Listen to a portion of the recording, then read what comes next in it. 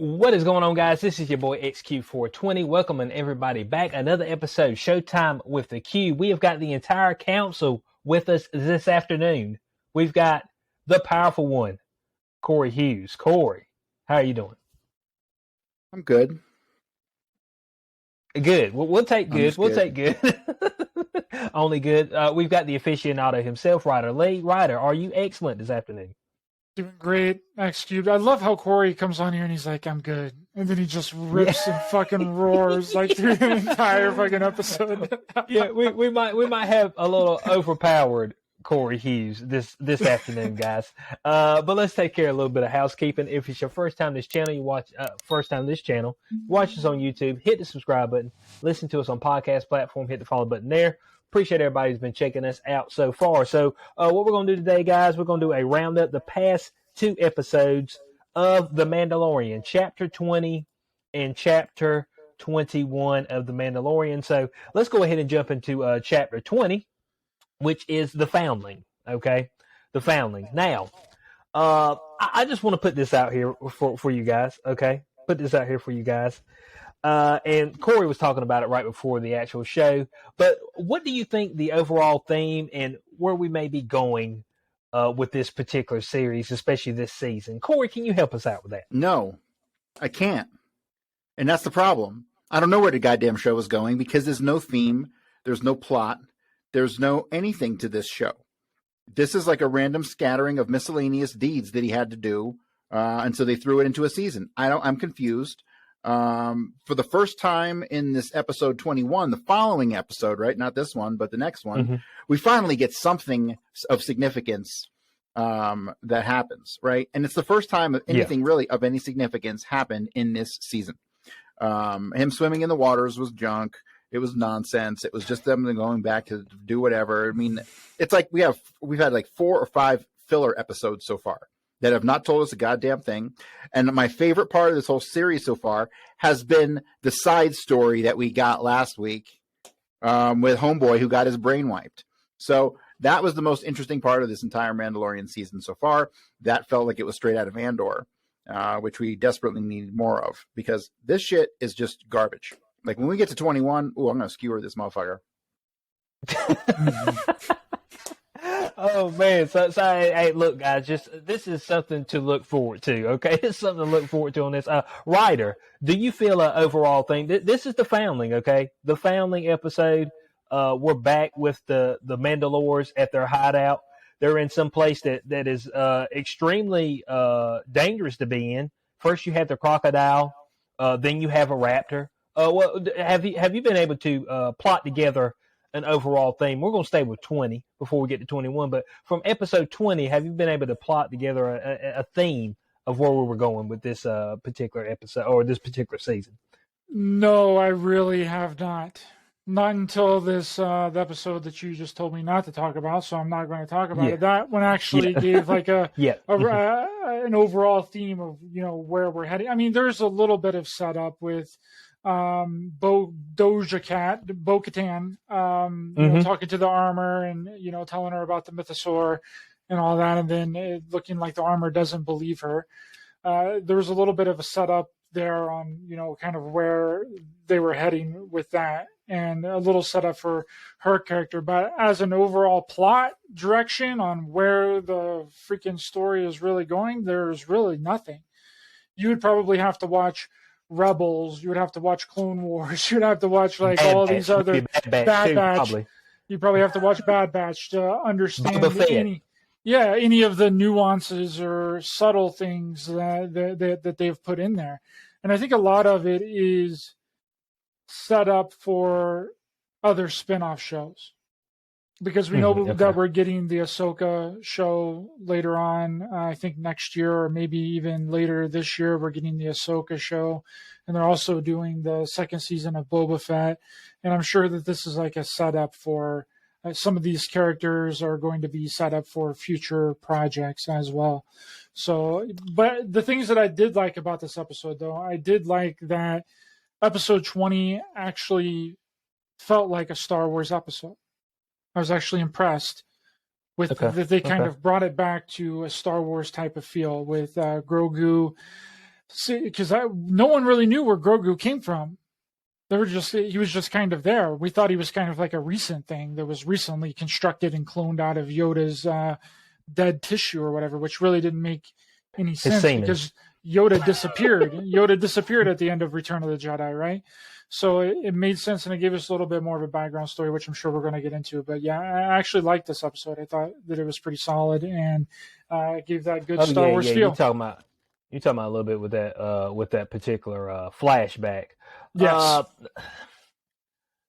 Flashbacks, but this episode 20, okay, with the Raptor, like I said, they're on this planet. I guess once people find out where they're at, they have to move. That's a part of the Mandalorian cult, this particular cult they have. Oh, you know where we're at, so we got to move. They just seem to be picking really bad places to move to. First episode, the crocodile pops out, about to kill everybody. This episode, you've got the damn raptor that comes by, just grabs the kid up. And I didn't even realize that the kid's father was there and trying to chase the raptor down. The father was like, yep, raptor got it, just like the other ones. He just gave up. I was like, and then later on, he's like, my son. I was like, oh shit, I wouldn't even have known it was your son. I mean, you were just like, yep, raptor got it, just like the rest of them. Bo-Katan's like, we can chase the raptor down, right? It's like, why would we do something like that? I mean, why would I? No, I mean, no, they take the kids, and then we never see them again. That's the way. This is the way. You know what I'm saying? This is the way. So I mean, this particular culture, and maybe it's got to do, maybe the more that I've seen the overall Mandalorian culture and more of them, of these shielded and masked bounty hunters, the less that I feel like I want to see them, because they're just kind of boring. To be straight up honest, I mean, it's just like y'all a bunch of prudes, man. I mean, it ain't fun to be around. You know, what do they do all day? They just sitting around in that cave. It made me think of like video game NPCs who just are just hanging out until you show up to kill them, right? Like they just sit around in the cave all day. We ain't got no. They may train. They do train. Like they train. And they acknowledge they don't have any starships. Like they're the most pathetic bunch of losers. None of them are from Mandalore. It's like, what is going on here? It's bad, man. I'm just like, man, maybe we need to see less of them. When it was just Darjin, when it was just him and the mystique around him, you're like, okay, this dude's badass. He goes in there and kills something. And then, like, the more of them you see, you're just like, this is the group right here. This is the way. This is the group. This is the ones that's going to lead us into some promising future. The armor that has her hammer and beats on steel all day. I mean. And so another thing I noticed is like, he's got the nicest armor of anybody, right? Like, oh yeah, it's not even close. So you're supposed to make that armor from the special metal or whatever. I forget what the kind of metal it was. Beskar. That's right. Right. But his came out looking all badass, and everyone else is like painted like yellow and green and shit. I'm like, what's going on here? Like, these people don't have any like standards. Like, what's going on? Yeah, it's like crusty. Yeah, the crusties. It looked like one of them laser rounds that go right through there. It's no problem. You know what I'm saying? It's just like that's because they got the freaking ditch diggers and the freaking plumbers to go in and be fucking Mandalorians, just like they did with the Fireflies in The Last of Us, right? Oh yeah, Jesus. The folk that was supposed to be damn patrolling the sewers, scooping shit. They're like, yeah, you can be all you can be with us. It's like, you ain't picked the best of the best, did you? My God, what are y'all doing? I mean, they missed a really awesome opportunity in this episode, which was whenever Mando came to Grogu and was like, you need to train, Grogu. You need to train. You need to fight the other little foundlings here, right? Right whenever they brought Grogu up and they were getting ready to go like for the battle, I was like, if this kid does not run and punt little Grogu like a freaking football, then he's out of his mind. That would have been the funniest thing that they possibly could have done in this show, and they completely missed the opportunity. I would have loved to see him just run and just punt Grogu across the field. I think it would have been hilarious. Here's one thing we know: no physical harm can come to Grogu. All right, he is the cash cow. Okay, it's like, and when they were sitting there doing the dart sequence or whatever, Grogu just gets shot. He just looks like, man, they're like, am I supposed to be doing something here? I'm just like, I'm like, and then at the end when he does the 2 flips, I'm like, now obviously, Disney didn't put all their money into special effects on this because the special effects have been pretty bad. All right. We've got this episode. I'll talk a little bit more about it in the next episode. But the flip from Grogu, it's just pretty much just a puppet that somebody just flipped flipped one way and flipped the other way. It's just like, man, this is some bad looking stuff. I remember the prequel trilogies when Yoda was out there fighting. At least they did some CGI, man. This ain't got. They just said scrap the CGI, cause scrap it. We ain't got the budget. Okay, we got the budget. We're gonna do handmade costumes. Okay, this is what we doing. All right, this is the way. All right? We about to make some cuts at Disney. We just ain't got the cash to do this shit, man. We losing money. It seems like they want to take it back to the original way that it was from the first trilogy, and they want to be using puppets and like all that, and like without special effects and all that. The damn 70s, man. But I think that's the feel that they're really going for with this series is to make it. Okay. They want to make everything else like look great besides like the characters, and they want to make that like really realistic with like puppets and shit, which I don't think serves the times now, but I understand what they're trying to do. They're trying to do like a throwback to like George Lucas's original trilogy. Now, Bo-Katan seems to be at the forefront of where this is heading towards, because she seems to be the one with the wherewithal to follow the Raptor. She is the war captain, as the other gentleman called her. And I thought one of the funny moments was when they were following the Raptor, and they were about to eat. It's like, okay, everybody find them a corner so they can take their helmet off, which is the dumbest shit I've ever heard. Take your damn helmets off, man. And then it's like, the war captain gets to eat beside the fire. This is the way. And Bo, I busted out laughing. I about had to cut the damn. I'm like, this ain't the way, man. Somebody's got to do better. We got to do. Can we have a meeting about this? Corey, help me out. Can we have a meeting about these helmets? Yeah, here's what the meeting is. Star Wars is canceled. That's the meeting.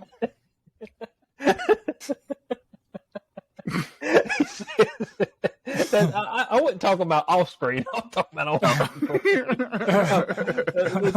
That's my bad. I probably should have made that a little bit more clear. Stuff like that can happen around here, guys. I'm sorry. I got a one-track mind. I just want to cancel all television and movies like moving forward, unless it's John Wick, which we'll talk about later. Okay. Yeah, there ain't no doubt about it. Ryder, how do you feel overall about the Mandalorian culture? How do you feel about it? Well, getting into the next, it's not intriguing to me anyway. Getting into the next episode, like it makes absolutely zero sense. It's stupid. Yeah. It makes no sense. Yeah, why did they go through all that bullshit nonsense just to have that ending scene of the last episode? Made zero sense to me. I'm like, why was everyone so worried about it? Why were they all concerned about this helmet bullshit? How many episodes did we spend on the helmet shit? God, like 3 or 4 episodes. Chapter 20. Yeah, well, hell, this is chapter 20. Hell, Darjen was talking about his helmet back in the first one. In the first season. We've been talking about these helmets the whole time, and I'm just like, and then you're like, hold on, okay, so they have foundlings, so they have sex. So I'm assuming that you just remove your pants, okay? That's what I'm assuming. I don't even know how this works, okay? Because ain't nobody out there spitting no game. All right. The way that it works is if the armor likes you, it's okay to take off your helmet because she makes all the rules. And if no one tattletales on you that they've seen you without your helmet on, then it's fine.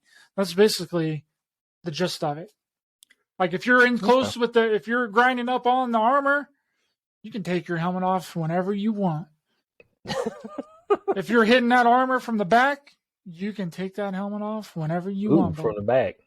I don't know. She might be a flatback, but pancakes can be fluffy too. You're making them cheeks slap. You can take that helmet off whenever you want. Oh man! So guys, I'm sorry we got off track. Chapter 20. It's because it's not really anything happening, so you got to try to make this intriguing. There was a raptor. They chased the raptor down. They end up killing the raptor. Okay, and then they end up bringing the raptor babies back to camp. For some reason, I mean, did anybody grasp that one? I mean, it would be bad to leave them to die. Something about morals. I don't even remember this shit. I get done watching and my brain just chucks it in the garbage. Well, Corey, that's what happened. Hey guys, yeah. See, look, the I don't even know what the one guy's name is. I don't even know if they've ever said his name, but he's got the Gatling gun. He's one of the Mandalorians that has a Gatling gun. Everybody else got this looking like a damn one-shot pistol. He got a Gatling gun. I don't know how he got his Gatling gun. Well, the Gatling gun, I can tell you, is specifically a character in the Old Republic. So for a Mandalorian to have a gun like that, it was straight stolen from the video game. Just so you know. Man said it's straight thievery. It's straight thievery is what that is. So yeah, so his son, they go and rescue him. They bring the raptors back, the baby raptors. Okay. I'm assuming that we're going to have some payoff at some point in time with the baby raptors that they bring back. I don't know where they store them at. I don't know if they eat them. I mean, I don't know. I mean, I got no clue. But I do know that the mama raptor got ate by another one of those big ass alligators or whatever they got. They really need to do a better job about where they pick to stay. I mean, this doesn't seem like a good spot for them. The numbers are low. Okay, and at any point in time, they can get ate by these creatures, and they really don't have much defense. Hell, if Bo-Katan won't there, and Mando, Darjin, I mean, they would have lost another one. So it's just like, some of the most badass fighters on this side of the galaxy, they just seem a little weak. I mean, that's all I'm saying. I mean, I don't know how y'all feel about that. Do you feel do you feel like this is a strong bunch? Do you feel like they could get the job done when pressed against the corner? Well, they're not united as one yet, though, Cube. There's more of them out in the galaxy. This is just a little remnant. This is a little remnant of the Mandalorian culture. It's not all of them, right? They all got to come together, and once they come together, they'll be a united force, and they'll be able to take down the Empire, the First Order that's getting ready to be built. We ain't even seen none. They're out there, Cube. They're out there. No, they were chilling. They were chilling that whole time. That's episode 20. Guys, really, I mean, to be honest, nothing happened in episode 20. We did have the flashback with, was it Kelleran Beck, which she seemed like one of the only Jedis who was able to fight. The other ones got easily shot. I've never actually seen a Jedi get shot by, one of the people who was actually shooting the laser guns at him. They always deflected all of them. So I was like, these are low-level Jedi. You know what's interesting about that guy? That guy is the dude that played Jar Jar Binks in the first three, the second trilogy. Oh, Who is was? he? The guy that was the Jedi. The Black Jedi. Yep. Huh. I did not know that. Kelleran Beck. Yeah, but I mean, he seemed like he was in control. You know, they were trying to get Grogu out of the area. He seems like their last hope. You know, Grogu's the last hope, and we don't know where Grogu's at in the most recent trilogy of Star Wars because he wasn't in any of that. So there's no payoff there. I'm not even sure if Grogu's still alive in all actually within the Star Wars universe. He might be. But it seems like that Darjin wants him to become a Mandalorian for some reason. I mean, I don't understand what the angle is there. Do you get the angle there? The writers don't understand the angle there. Okay, I'm just like, But this dude can use the Force, man. So the series started off really good, and it just completely has gone to dog shit. Because they just all they care about. Here's the thing, and when it comes to content in general, like, and as content creators, everybody should know that content is everything, and putting out what you're just having something to fill the space is sometimes very important. And this is what they're doing, but you're not supposed to do this with fucking Hollywood, right? I understand content creators come out 5 days a week and they can't come up with shit every day, so they put out some fluff. Hey, that's no big deal. But Hollywood is putting out fluff because they don't have any fucking talent. This is the problem. So they putting out the fluff, man. So that's all we getting. We getting just fluff, and that's what it does feel like.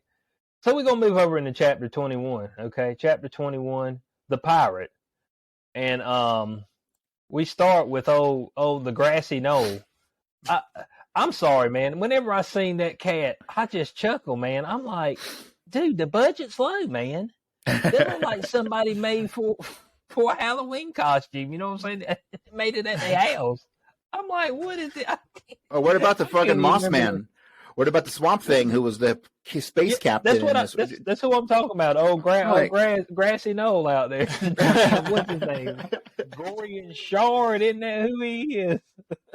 Like, that was like the Swamp Thing's retarded little brother. I mean, it was, man. All right, so there's a couple things that I pointed out to XQ about this particular episode that just were the dumbest shit I've ever seen. Like, your planet's being taken over, and you're able to save the day by kicking a dozen or so fucking space scum out of a bar. That was how it went. They saved the whole planet by kicking a dozen guys out of a bar. That is literally how the fucking fight went down. They were all drunk. Okay, they were drunk. You see that shit? They come out of they're all spilling the shit. I'm like, what is happening here? So that's how you save a planet, right? You know, I don't know why we didn't do that to Hitler in World War II. Just throw a dozen Germans out of a bar and we just save the fucking world. I mean, it would have been that simple. But no, that's what we got. What else pissed me off? Oh, and when fucking Apollo Creed, he goes out he gathers all the people of the town and he addresses them as the people of Navarro, which is the planet. So it's like if I got me and all my buddies and the neighbors around together and I said, people of Earth, we need to stay here until we get rescued. Like, what are you doing? What the fuck? Like, this is some straight up fucking nonsensical bullshit that just never should have been put on any kind of film or digital. Here's the problem. Back in the day, film was expensive. So you film something, you bet your ass that it was good. Digital is cheap. Yeah. They just throw the shit in the garbage, or not even. They're just going through the garbage to put the stuff out. But I mean, the reality is, like, I think maybe we should just force everyone to go back to film, and therefore they will be really careful about what they fucking film and what they don't. Oh, boy, Corey, there it is, guys. I mean, it is pretty bad because it's just like, okay, so the pirates, they just like the old grassy knoll, old Swamp Thing, Moss Man number 2. He just comes up like, yeah, I'm here to kick your ass. It was just like, you ain't got nothing else to do. Yeah, I'm gonna come. I'm gonna blow up your buildings, and then the boys are gonna go down there and get drunk. I'm like, this sounds like what pirates do. You know what I'm saying? Isn't that right in line? You know what I'm saying? Well, Pirates didn't announce it. Pirates didn't announce the shit. They just showed up. Okay, all right. They're working for the Empire, guys. They're a part of the Empire. Jesus. The First Order. Fuck. First Order. The remnants of the Empire came there to freaking take over the town, bro. Come on. Yeah, the town of Navarre. It looks like it's got 25 folk in there. But I thought this place was thriving. When everybody runs out and they out there in the desert, they got 15 people. I'm like, man, what is this? People of Navarro. I'm like, what people? You got 25 people out here. This was it?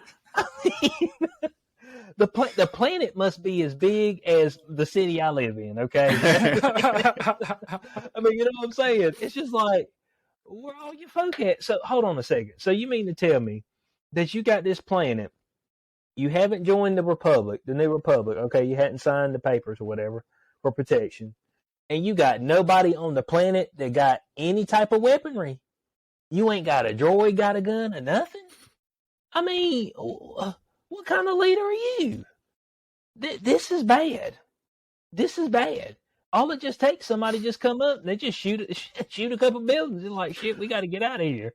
So I think so the New Republic would have gone to their aid if it wasn't for fucking that bitch who got old Mr. Brainwipe fucking taken care of.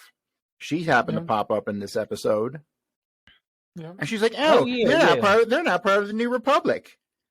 Oh, I haven't wanted to, like, she's doing a good job because I haven't wanted to, like, kill a character in a movie in a while, and, like, so I'm really hating this bitch. Ellie Kane. And for some reason, when you click on chapter 21 on IMDb, it's all about her. Like they got the little preview up there, and it's just like showing her and her talking about the episode. I'm like, you're not Pedro Pascal. I'm like, you're not Darjin. I mean, why do they not have Pedro Pascal up here talking about it? Darjin. No, we've got Aaliyah, and Ellie, or Aaliyah, Elia, and the Mandalorian is subtly becoming a side character in the series. That's what they're doing. Yeah, because Bo-Katan is kind of taking over.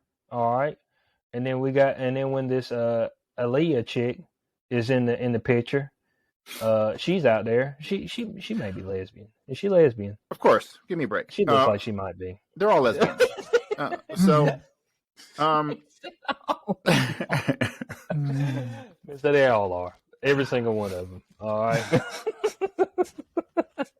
Hey, look, in real life, like the way her hair is in the show, that's the way she's got it when she walks around every single day. It's just like with that weird fluff out. I mean, so they didn't change her hair for this show. That's just the way it is. Okay. It's a bad look. That's all I'm saying. It's a bad look. I mean, grow some hair. It's just one of my pet peeves. But yeah, so the pirate. So of course we have the one guy in the New Republic, Captain Carson Teva, that Apollo Creed knows, and he sends out a beacon to him. We need some help, bruh. We need some help. And of course he tries to go and get some help from the captain, Colonel Tuttle, and that kind of looks like what it would look like at when you got a new regime in there. It's like, hey, we're spread thin. We ain't got time to fuck with them. So be it. So he ends up finding Mando Darjin on this godforsaken planet they're on, and thank God he found them so he could get them off that shitty ass planet, so that they might actually have some good drinking water and won't get ate by a fucking alligator. But they seem very pissed about it. I didn't realize that they would be so pissed because somebody knew their whereabouts. Corey, how do you feel about them being so pissed about somebody knowing their whereabouts? It's kind of ridiculous, right? They've been found like 5 times in the fucking series so far. Like, what are they talking about?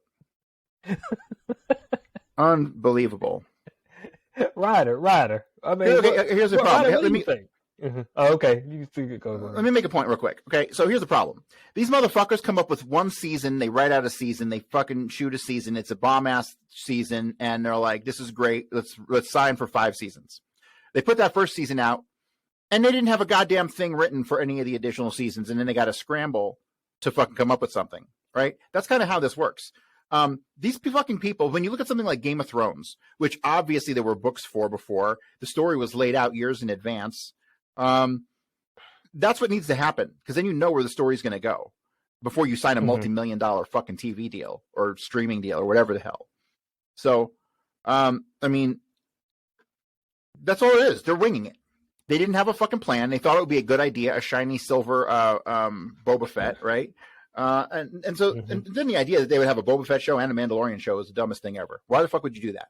Why wouldn't you just combine them into one show? It's the same time period, same era. It's ridiculous. Like, these goddamn pedophiles at fucking Disney can seriously go fuck themselves. Like, I'm over this shit. I'm over American entertainment. It's dog shit. Like, I'm gonna find me some goddamn fucking shit made in Norway, like Troll, which was just kick ass, right? So that's what I'm gonna start doing. Like, if it ain't sounding like the Swedish Chef, I ain't watching it. God Almighty, Ryder, what do you think about the Mandalorian culture being so hell bent on people knowing where they're at when when they lived on Mandalore? I think everybody knew exactly where they were at. I'm guessing that it has something to do with the way that they've been treated in the past, and they don't want to be found, so therefore they got to be like in hiding or whatever. Like they live Racism.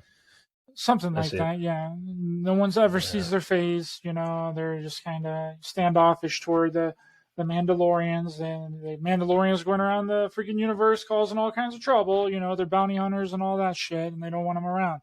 It was referenced several times in this episode that they, like from the first season, they were living underground in Navarro. So I think that they've seen this as a great opportunity. Hey guys, let's go help these people out. So the mayor or the president or whatever you call him will, give us land here in Navarro. So I think they were seizing the opportunity.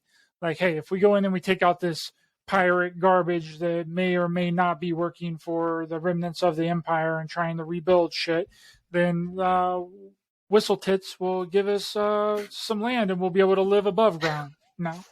Whistle Tits.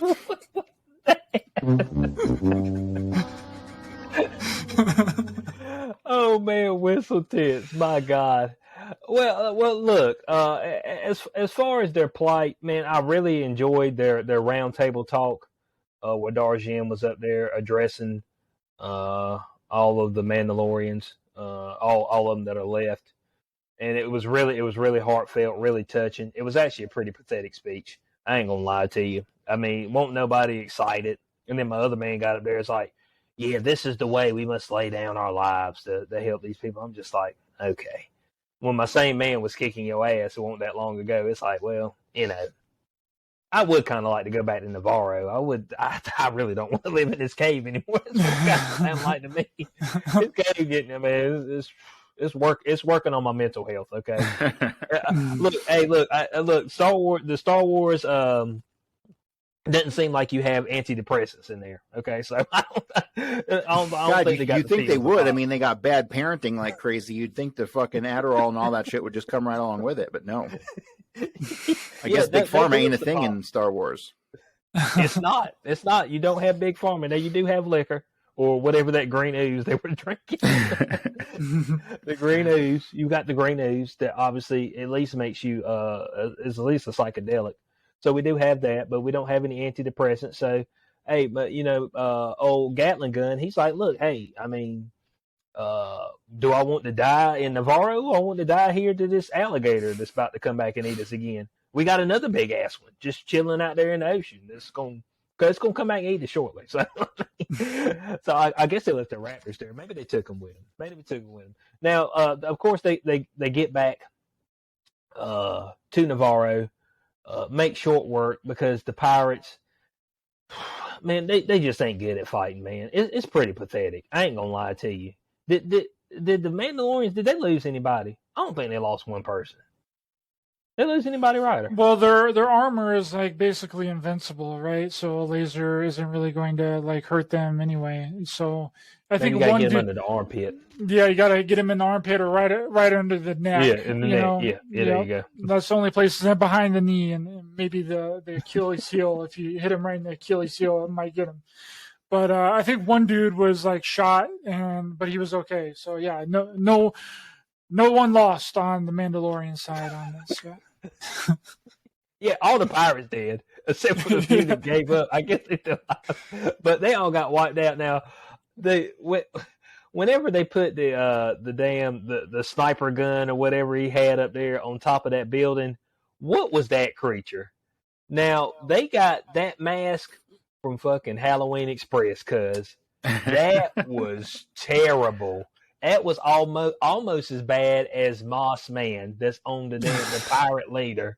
I'm like, dude, this is some bad looking shit.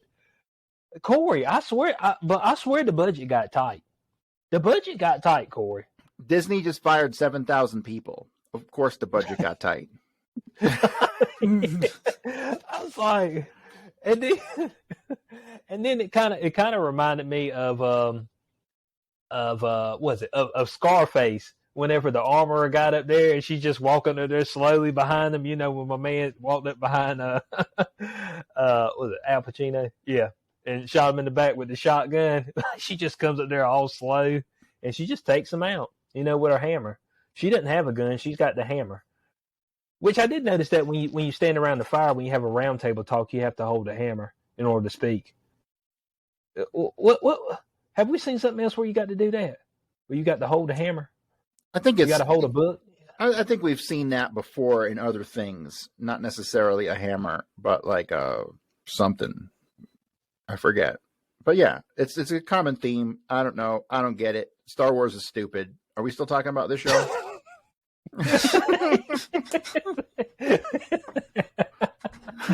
Listen, I mean that's how I feel about it. So of course they make pretty quick work. It seems like they're they're tied down because they can't manage to shoot Lizard Boy up there who had the mega gun. But then the armor goes over there and just sots him in the head, and that's pretty much it for him. They all rejoice, okay, as Mando and Bo-Katan take down the pirate ship. Of course, the Moss Man number 2, he was like, hey, look, I'm going to kill everybody, all 25 people of Navarro before I go down. But it didn't work out for him. All right, it didn't work out for him. The pig was trying to warn him. Man, he's got some bad shit on that ship. He got the little piggy on the ship. I'm just like, could y'all not have had one just like human up there? That's all I'm saying. I mean, y'all picked all these critters to put up there on the ship as the pirates. Can't none of them shoot. Can't none of them fight. And the one man, he straight up ran. He's like, you the last fighter left. He said, I'll catch you. I would like to point out another thing, and you're touching on it right now, is that the people at Star Wars, Disney are they are unconsciously racist. They are bigots. They make all the main characters humanoid, and all of the fucking scrubs and the pirates and all this have weird shit all over their face. They are speciesist. Okay, they are the epitome of what they claim to be against. Fuck these people. They have no inner dialogue. They can't understand how stupid they are, and fuck them. Did I already say that? You touched on it, Corey. I mean, you just touched briefly on it. That's all. Okay, so they managed to blow up the ship. The ship it crashes into the land, blows up. We'll probably see no remnants of that. It'll just be, crashed. It'll be like the Eternals, where you've got the Celestial just sticking out of Earth, and you do eight shows, and 5 movies later, nobody notices that it's still sticking up out of Earth. So that's what it'll be for that particular ship. All right, and yeah, so the armor and Bo-Katan, they have a meeting, and I guess the armor hits a epiphany. And she's like, well, shit, Bo-Katan's walked on both sides. And I'm just like, Ryder, help me out there, man. This is the most ridiculous freaking thing that I think that I've ever seen in any TV show. Like, they make this entire series about the helmet, not taking the helmet off. And then the first 4 episodes of this entire show was all about Mando going to bathe in the waters underneath Mandalore to be brought back into this Mandalorian cult. And he does that, and then Bo-Katan does that, and then she's starting to kind of feel this whole cult thing. She's like, oh, maybe this cult thing isn't too bad. I've been kind of skipping out on it. Maybe this is a good thing, Starting to feel it again, feel it in her loins. And then all of a sudden, the booty was tight on this episode. When they had the back shot, the booty was tight. I was like, okay. Pretty tweet like so what happened to all of her people? She had a whole crew of people. They all dead? Well, they all left her because she didn't come back with the Darksaber. That's why she was sitting on that bench by herself. She was just waiting for something. Because she had the Darksaber previously, and she was kind of like the leader. And then once she lost the Darksaber, they all left. They were like, deuces, peace. Which I knew that's what they were trying to set up. That was really the only thing that they were trying to set up during this whole season, has been like a coming together of all of the Mandalorians. and a leader arising. While now Mando has the Darksaber, so whatever Mandalorian has the Darksaber is basically automatically the leader of the Mandalorians. Yeah, but So, Armor made kind of like Bo-Katan the leader.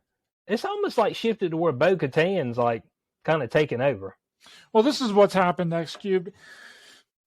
See, there was this little show called The Last of Us that came out, right? That had Pedro Pascal as the main character. Probably the most watched HBO series since Game of Thrones. Mm-hmm. And he shifted his direction. And they're like, oh, okay, well, we've got to kind of phase Pedro Pascal's character out of this show subtly. Not too alarmingly, but if you notice, he's hardly been in this season. He's hardly been in it. He's not been the focus of this entire season, really. He's just been there. So I think that what they're setting up is they're setting up shifting the focus from it being about Mando and Baby Yoda to more of an expanded view, but it's not working. It just hasn't worked. They've rushed it. They've done it too fast. Yeah, Grogu hadn't even really been part of it. Man, the initial premise of this show was them trying to get Grogu because he was a Force user and use the midichlorians from him to create clones and more Force users. That was the whole premise. So that's what I was assuming that we were getting. And we've kind of just we just bailed from that. Yeah, we took a hard left turn on that whole premise there. But yeah, the whole helmet thing. I'm not done with the helmet thing yet. Okay. Okay. It was a big deal because it completely just wrecked everything that they've been doing by the armor having Bo-Katan take her helmet off. Even though she's had her helmet off several times, there has to be a character in this freaking show that's a part of the Mandalorians that can take their helmet off. I mean, how many times have we seen Pedro Pascal's face? Like twice in the entire series. So there has to be somebody. I don't even think he's under that suit. I don't think so either. I think he's just doing a bunch of voiceover. That's exactly what's happening. But I thought that maybe the armor was going to take off her helmet too, and we can see what's hiding underneath that whole suit thing. Is she sexy and attractive too? I thought she was going to be like a long lost ancestor or relative or something to Bo-Katan, so it would have been like, "Oh, it's you" the whole time, and that would have been a nice twist if she was somebody of relevance. But they couldn't even think that far ahead. Oh my god! Yeah. Like, can we just fucking kill these writers? Like, seriously, like round them up. Missy, give us a twist. Give us something. Missy, give us something. But you know what it gave us? The armor is like, you've walked among both of us. So you're the one that'll lead us into the future. I'm just like, Bo-Katan? The hooker. She gonna lead us into the future. This is the one. This is the way. That's what she said. This is the way. Oh man, I don't want to hear them say that ever again. I ain't gonna lie to you. This ain't the way. All right, this ain't the way to do it. Y'all's way of doing it has led to y'all being broke as shit. Okay, y'all broke. Y'all moving from dirt hole to dirt hole, living in caves, eating baby raptor. I'm assuming that's what y'all did with it. Foundlings getting drug off, killed, ate. I'm just like, man, this cult right here is a no-go. You figure somebody call a meeting. You be like, hey, Armor, we need a meeting. Let me have that damn hammer. I got something I need to say. All right. This shit ain't going good for us, okay? We going backwards. We need to advance. All right, we need to advance. So I feel like they're advancing now. It's like, oh, good. I'm back in Navarro, which that's where they were in the first season. They were just underground because, that's just what you got to do. This is the way, is to be hidden from everybody. But yeah, so it kind of ends with that actual Captain Carson Teva finding Moff Gideon's the ship that he was on, that he was supposed to be taking the trial in, and they have busted him loose. And it seems like there is a piece of Beskar armor in there. Do you think Boba Fett busted him loose? Boba Fett. Could be. That's a plausible theory. I didn't even think about it. I thought maybe it was Bo-Katan's crew that was with her that busted them out, and then she's going to go and try and find them, and then realize that they've teamed up with the freaking First World Order, New World Order, First World Order, First Empire Order, the first New World Order. the First New World Order. What do you think, Corey? It can't Moff be Gideon. Boba Fett. Can't be Boba Fett. Okay. Because That would be too interesting. That's why. well, number one, that would be interesting, but number two, he is not. He is no longer an ally of the Empire, right? The former Empire that we know of. And seeing as how on his show he had to kick out all those gangsters from his town, I think it's pretty obvious. And then we had like the Empire show up, right? And that what happened? Stormtroopers showed up on his watch. So he's not on good terms with them. So they're not going to hire him to do something like that. Okay. Plus, he's all old and shit, and he's got his Tatooine little village going on, right? So he's not going to just up and jump and go and pull a rescue operation. So this tells me there's something else going on that we don't know about yet. Or I'm wrong, because the writers were fucking stupid. That's another possibility. Yeah, so this might set up a little bit of a conflict with the New Republic and the Mandalorians. That's what this could set up. I think that the New Republic is going to all of a sudden have a newfound interest in the Mandalorians, and maybe the writers will have a newfound interest in this season. Because so far, man, they have not took us anywhere. If you were taking us back to Moff Gideon, but there's a whole lot better ways you could have done it. That's all I'm saying. I mean, also, can I see the doctor again? I mean, I know you zapped his brain. Is he dead? I mean, I don't know, man. They kind of put that in there with this Ellie chick, and it's just like, well, I'm kind of interested in seeing. Where he at? What he doing? I guess we might see a glimpse of it. I mean, I don't know, Ryder. Help me out, man. I don't know. They've failed at so many turns in this. They failed to set up a proper new bad guy.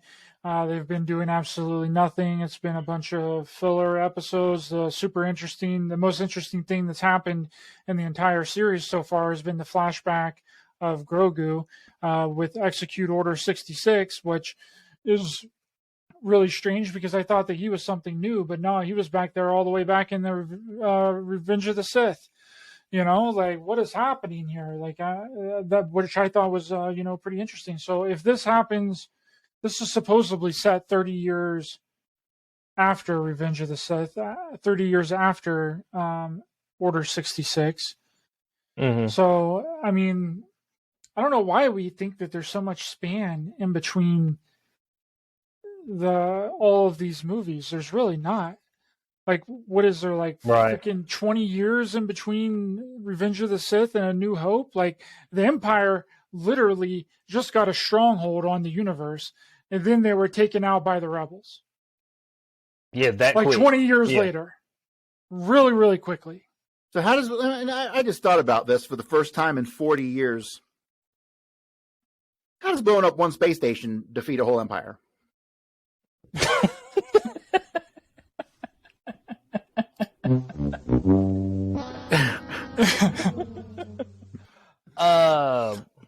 It was a very important space station. Yeah, and it had.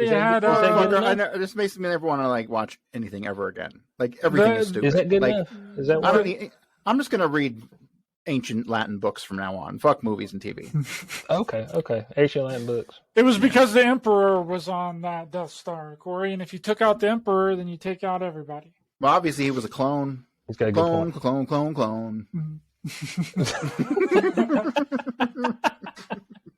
Oh, we're going back to 90s. 99. That's 99.